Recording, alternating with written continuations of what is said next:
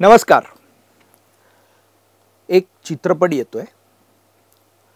चित्रपट कोणताही असला तरी वाद निर्माण झाले तर तो चित्रपट चालतो, अन्यथा नाही चालत असं सांगितलं जातं आणि असा प्रघात पडलाय आजकाल. पण कोणताही चित्रपट वाद घातल्याशिवाय चालतच नाही असं म्हणण्यापेक्षा जे खरं आहे ते दाखवलं तर त्या चित्रपटाचं काय व्हायला हवं. जो चित्रपट सत्य घटना जशाच्या तशा दाखवत असेल तर तो चित्रपट लोकांनी बघावा की न बघावा. पण आपलंच सेन्सॉर जर तो चित्रपट रोखून धरत असेल आणि त्याकरता निर्मात्यांना 3-3 महिने सरकार दरबारी खेटे घालणं, जोडे घासणं, मिन्नतवाऱ्या करणं, हे सगळे प्रकार करावे लागत असतील तर काय म्हणायचं. आज या सर्व गोष्टींचा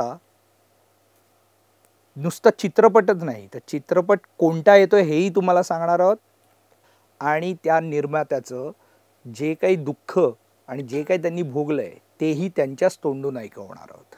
हा चित्रपट आहे the diary of West Bengal आणि या चित्रपटाचे निर्माते जितेंद्र नारायण सिंह त्यागी आज आपल्या सोबत आहेत. जितेंद्र जी, आपका स्वागत. नमस्कार.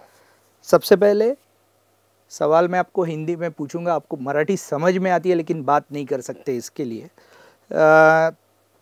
ये चित्रपट, ये मूवी बनाने की जो कल्पना आपको सूझी उसका मूल कारण क्या था. देखिए, एक स्टोरी हमने पढ़ी और उस स्टोरी ने हमारे ज़मीर को एक तरह से झंझोड़ दिया. बांग्लादेश में सितारगंज एक जगह थी, वहाँ पर एक अनिल चंद का परिवार रहता था और उस पर जिहादियों ने हमला किया, इस्लामिक जिहादियों ने, और ये कह के पूरे परिवार को मार डाला कि तुम काफिर हो. उनकी एक लड़की थी पूर्णिमा, जो 14 साल की थी. माँ के सामने उस बच्ची का रेप हुआ और माँ ने बचाने के लिए उस बच्ची से, उसकी ज़िंदगी बचाने के लिए, जो जिहादी थे उसमें एक अब्दुल अली नाम का व्यक्ति लीड कर रहा था, उससे कहा कि अब्दुल अली, मेरी बच्ची छोटी है, एक एक करके करो वरना मर जाएगी. ये स्टोरी मैंने पढ़ी और तस्लीमा नसीम ने भी इस स्टोरी को अपनी किताब में लज्जा में लिखा था, जिसके बाद से उनको बांग्लादेश में रहने नहीं दिया गया. तो हमारी फिल्म उसी स्टोरी को कवर करते हुए और पश्चिम बंगाल तक आई है. वो स्टोरी से फिल्म शुरू होती है. उस घटना को भी हमने दिखाया है सितारगंज की. उसके बाद फिर उसमें उस परिवार की एक लड़की सुभाषनी, वो पश्चिम बंगाल आ जाती है और पश्चिम बंगाल में इस नीयत से आती है कि ये एक हिंदू कंट्री है और एक यहाँ पर हिंदू बाहुल लोग यहाँ पर हैं, बहुत ज़्यादा हिंदुओं की आबादी है. क्योंकि वो बांग्लादेश से आ रही थी, वहाँ ज़ाहिर सी बात है कि हिंदुओं का क्या हाल है दुनिया देख रही है कि मारे जा रहे हैं, काटे जा रहे हैं, भगाए जा रहे हैं. तो वो उस माहौल से बच के और हिंदुस्तान आती है. तो उसके जहन में बात सिर्फ इतनी होती है कि वो यहाँ के प्रधानमंत्री से मिलेगी, यहाँ के अधिकारियों से मिलेगी, ह्यूमन राइट्स से मिलेगी और इस घटना के बारे में लोगों को जागरूक करेगी और न्याय की गुहार करेगी. तो वो फिर वहाँ से आती है तो जाहिर सी बात है कि इनलीगल तरीक़े से आती है. रोहिंग्यास का एक ग्रुप आ रहा होता है, उसके बाद रोहिंग्यास उसके साथ क्या घुसपैठ, ये जो साथ में आ रहे होते हैं वो क्या उनके साथ एक्टिविटीज़ करती है, उसके साथ की कितनी लड़कियों को मार देते हैं, कितनों के साथ में धर्म परिवर्तन कराते हैं. ये इस तरह की एक पूरी कहानी है. और जो मौजूदा इस वक्त सरकार है, हम खुली बात करते हैं, ममता बनर्जी की हुकूमत इस मामले में बिल्कुल पाक साफ नहीं है. क्योंकि देश में जो पश्चिम बंगाल के ज़रिए देखने को मिल रहा है, उससे पूरी दुनिया में पश्चिम बंगाल की हरकतों की वजह से पूरी दुनिया में हम बेइज्जत हो रहे हैं. भारत के ऊपर सवाल या निशान पैदा होता है कि डॉक्टर के साथ रेप होना, फिर एक भीड़ अस्पताल को तोड़ देना, सबूत मिटा देना, ये तो बहुत छोटी बात है. ऐसे तो इतने वाक़ये हैं, जब हम रिसर्च करने गए थे तो ये ऐसे तो इतने वाक़ये हैं कि टीएमसी के गुंडे, उनको खुली छूट दे रखी है ममता बनर्जी ने. और अफसोस की बात है वो खुद महिला है. उनके नीचे उनके पार्टी के लोग खुलेआम हिंदू लड़कियों के साथ में बलात्कार कर रहे हैं, खुलेआम पॉलिटिकल टॉर्चर कर रहे हैं, खुलेआम उनकी हत्याएं कर रहे हैं और पुलिस में कहीं सुनवाई नहीं है। हमने ह्यूमन राइट्स में जब इसके बारे में पता किया तो 200 लोगों के मरने की कंप्लेंट वहाँ थी, लेकिन पुलिस में सिर्फ 2 लोगों की कंप्लेंट लिखी। बाप रे, ये चीज़ जो आप बता रहे हैं और आज कोलकाता में जो हो रहा है और जिस तरीके से पूरी पश्चिम बंगाल की जो पॉपुलेशन चेंज होते हुए दिख रही है, तो ये आप जो कहानी लेके आए हैं, ये सत्य घटना आप दिखाने के बावजूद आप पे ऐसे आरोप क्यों हो रहे हैं कि आप हमेशा कंट्रोवर्सी क्रिएट करना चाहते हैं और कंट्रोवर्सी की ही आपकी इससे पहले भी जो मूवी आई या डॉक्यूमेंट्री आई उसके बारे में भी ऐसे ही कहा गया था। देखिए, मैं उन प्रोड्यूसर से अलग हूँ जो तवाइफों के किरदार को दिखाते हैं, लड़की के पैरों में घुंघरू बांध के और उस घुंघरू की झनकार को लोगों को दिखाते हैं। वो एंटरटेनमेंट की तो बात हो सकती है, लेकिन हम चाहते हैं कि हिंदुस्तान का वो दर्द, उन कम्युनिटियों का वो दर्द जो दबा दिया गया है, कब्रों में महफूज कर दिया गया है, उस पर पत्थर लगा दिए गए, उसको उजागर किया जाए। तो हम सच्ची घटना के साथ में इसलिए आ रहे हैं कि देखना पड़ेगा कि एक हिंदू बाहुल कंट्री में किस तरह से रोहिंग्याज आ रहे हैं, घुसपैठ बन रही है, आबादियां बस रही हैं, अपने ही देश से, एक देश के एक पार्ट से हिंदू भागने को तैयार है। कहाँ तक भागोगे, कब तक भागोगे? कश्मीर छोड़कर भाग लिए, क्यों? लड़ना पड़ेगा, हमें पूरे देश को जागरूक करना पड़ेगा। सिर्फ हालात इसलिए उनके फेवर में नहीं होते, वो मजबूर होते हैं भागने के लिए कि हिंदुस्तान की दूसरे सूबों तक उनकी दास्तान नहीं पहुंचती है और उनके लिए आवाज़ नहीं उठ पाती है। वो अपने को अकेला महसूस करते हैं, वो भागते हैं। भागना नहीं चाहिए। यही पश्चिम बंगाल में हो रहा है। वहाँ दहशत का माहौल है। रोहिंग्यास मुस्लिम आबादी में जो हिंदू अपने को सुरक्षित महसूस नहीं कर रहे हैं, उनके लिए कहीं से कोई सपोर्ट का हाथ नहीं मिल रहा है, क्योंकि वहाँ की हुकूमत भी रोहिंग्यास के साथ में है, मुस्लिम वोट बैंक के साथ में। तो वो क्या करेंगे? भागेंगे। पूरे देश को उनका साथ देना चाहिए। इस फिल्म के माध्यम से हमने एक ऐसा पूरे देश को जागरूक करने का काम किया है, क्योंकि ये कहानी पश्चिम बंगाल की नहीं है, हमारे देश की कहानी है। रोहिंग्या हमारे देश के लिए मुसीबत है। पैदा ज़रूर वहाँ पश्चिम बंगाल में हो रहे हैं, लेकिन देश में फैल रहे हैं। कहीं ना कहीं जिहाद का ख़तरा, किसी भी तरह की आपराधिक घटनाओं से कहीं ना कहीं ये सारे रोहिंग्या बांग्लादेशी घुसपैठी जुड़े रहते हैं। ऐसा एक फिगर है कि लगभग पूरे देश में, पूरे हिंदुस्तान में 7 करोड़ से ज़्यादा रोहिंग्या घुसपैठ कर चुके हैं, ऐसे एक फिगर है। आपको ये मूवी बनाते वक्त क्या क्या तकलीफ़ें आई? और दूसरी, सेंसर बोर्ड जो हमने सुना, आप उस पे क्लियर बात करेंगे तो बहुत अच्छा होगा, क्योंकि हिंदुत्ववादी सरकार होने के बावजूद यदि यह सत्य घटना पे आधारित मूवी दिखाने में किसको प्रॉब्लम है?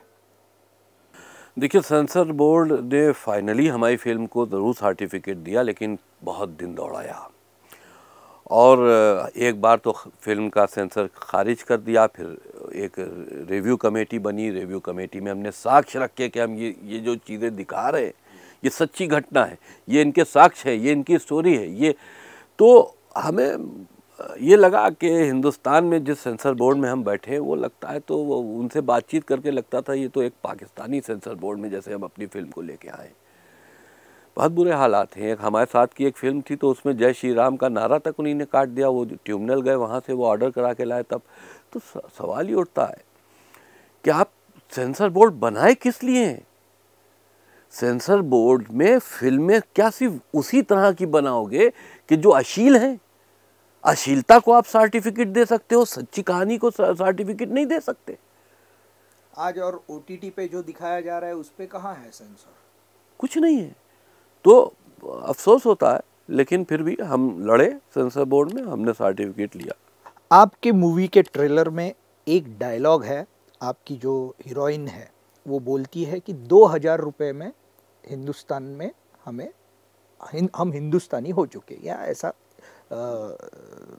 डायलॉग है। और दूसरा आखिर वाला जो सीन है, जो फ्रिज में कटा हुआ सर रखा है। ये क्या आप इसमें से क्या साबित करना चाहते हो? 2000 में यदि मिल रहा है और आपको सेंसर बोर्ड का इतना तकलीफ हो रहा है, यानी अपनी ब्यूरोक्रेसी इतनी करप्ट हो चुकी है कि उसको देश प्रेम से कोई मतलब नहीं रहा। देखिए, जब आप किसी सच्चाई पर कोई आवाज़ उठाते हैं या किसी के दुख को साझा करने की कोशिश करते हैं तो तकलीफ़ों का सामना करना पड़ता है, और ये एक इंसानी फितरत है। आप जब हक़ के रास्ते पे चलोगे, एक सच्चाई के रास्ते पे चलोगे तो तकलीफ़ें ज़रूर आएंगी। तो जिस तरह के हमने उसमें दिखाया है कि 2000 में, तो ये होता है बंगाल के अंदर, पश्चिम बंगाल में जब लोग रोहिंग्याज और घुसपैठिए आते हैं तो उनको सरकारी सहूलियत बहुत कम पैसे में देकर उनके आधार कार्ड, वोटर कार्ड बना दिए जाते हैं। जो वहीं बसना चाहते हैं उनकी वहीं आबादी बसा दी जाती है सरकारी ज़मीनों पे, और जो देश के दूसरे हिस्सों में जाना चाहते हैं उनको वहाँ का, पश्चिम बंगाल का आधार कार्ड देकर रवाना कर दिया जाता है। और उनको ये निर्देश भी दिए जाते हैं कि जब इलेक्शन हो तब यहीं आना है, क्योंकि वो आधार कार्ड तो वहीं का है, तो आइडेंटिटी वही है, तो वोट तो आपका वही होगा। तो ये एक उनका सिस्टम है। ममता बनर्जी के लिए एक वोट की राजनीति ज़रूर हो सकती है, लेकिन इतनी गंदी राजनीति ममता बनर्जी को नहीं करनी चाहिए। आप बंगाल के साथ में नहीं, पूरे देश के साथ में ऐसी राजनीति कर रही हो कि जिससे पूरा देश कहीं ना कहीं खतरे में आ रहा है। ये बहुत बड़ा एलिगेशन आप कर रहे हैं, जो थेट ममता दीदी के सरकार पे भी कर रहे हैं, तो इससे जो सेक्युलर वाले सब है वो आप पे बहुत नाराज़ हो जाएंगे। देखिए, सेकुलरिज्म को तो हम सीधा सीधा कहते हैं कि जो सेकुलरिज्म है, देखिए सेकुलर सरकारें हो सकती हैं क्योंकि हम एक ये आज़ाद मुल्क में रहते हैं, हमारा संविधान है। संवैधानिक पद पे बैठे हुए लोग सेकुलर हो सकते हैं कि वो एक उससे देखें, लेकिन जो सेकुलरिज्म का भूत आम सनातनियों में घुस रहा है, ये हमारी कमजोरी है। ये मूवी के इधर आता है। मूवी में से आप आखिर में संदेश क्या देना चाह रहे हैं? हमारी movie the diary of West Bengal, ये एक वो मैसेज है, एक दुख भरी कहानी है। हमने वो दिखाया कि बंगाल में क्या हो रहा है, हिंदुओं के साथ में क्या हो रहा है, हिंदू वहाँ पर क्यों भयभीत है, और वहाँ पर किस तरह की हुकूमतें कट्टरपंथियों को या रोहिंग्यास को सपोर्ट कर रही हैं, जिससे हिंदू जो है वहाँ पर कहीं ना कहीं ख़तरे में आ गया। और वो सच्ची कहानी जो हमें दुनिया को दिखानी चाहिए। तो मैं सिर्फ आपके माध्यम से अपनी ऑडियंस को यही कहना चाहूँगा, आप इंटरटेनमेंट के लिए तो बड़ी अच्छी अच्छी फिल्में देखते हैं, बहुत सी मज़ाकिया फिल्में देखते हैं, लेकिन उसके लिए आप 2 घंटा 3 घंटा निकाल के थिएटर जाते हैं। हम एक दुख भरी कहानी, एक असली कहानी लाएं। उस दुख में शरीक होने के लिए भी ये आपकी जिम्मेदारी बनती है कि आप उसमें जाएं और उस लड़की की, उस हिंदू लड़की के दुख में शरीक हो, उसकी स्टोरी को देखकर। जाहिर सी बात है, जब आप फिल्मी प्लेटफॉर्म से या किसी भी एक्सपोज करते हैं किसी भी उन जालिम ताकतों को जिनका एक्सपोजर होना ज़रूरी है, और जब आप एक्सपोज कर देते हैं तो फिर उनकी जो ताकत होती है वो भी कहीं ना कहीं सीमित हो जाती है और वो कंट्रोल में आने लगते हैं, क्योंकि उनका एक्सपोजर हो गया, वो पर्दे के पीछे काम कर रहे थे, आपने पर्दा हटा दिया। तो हमारी फिल्म वही है जो सिर्फ इस तरह की ताकतों से पर्दा उठा रही है, और वो कहानी जिसको दुनिया को जानना चाहिए, उसके दुख में शरीक होना चाहिए, वो कहानी के साथ में जालिमों के ऊपर से पर्दा उठाती है the diary of West Bengal. जी जितेंद्र जी, बहुत बहुत धन्यवाद। आपने यहाँ हिंदुस्तान पोस्ट में आके जो सत्य कथा आपने दिखाने की कोशिश की है उसके बारे में जानकारी दी, इसके लिए आपका धन्यवाद। तर प्रेक्षकांनो, जे जितेंद्र त्यागीजींनी सांगितलंय त्यावर नीट तुम्ही विचार करणं फार गरजेचं आहे। जर अशा चित्रपटांना आपण स्वतः पिक्चर पाहून, चित्रपटगृहात जाऊन चित्रपट पाहून जर त्यांना सहकार्य केलं नाही तर असे चित्रपट बनणं कठीण आहे। कारण लक्षात घ्या, कोणतंही सरकार असलं तरीही ही ब्युरोक्रेसी, हे सरकार हे अशा सत्यकथांना समोर येऊ देण्यास जितकं टाळता येईल तेवढं टाळतात, जेवढा त्रास देता येईल तेवढा त्रास देतात। त्यामुळे अशा सत्य घटना समोर येण्याकरता आपण या चित्रपटांना समर्थन देणं फार गरजेचं आहे।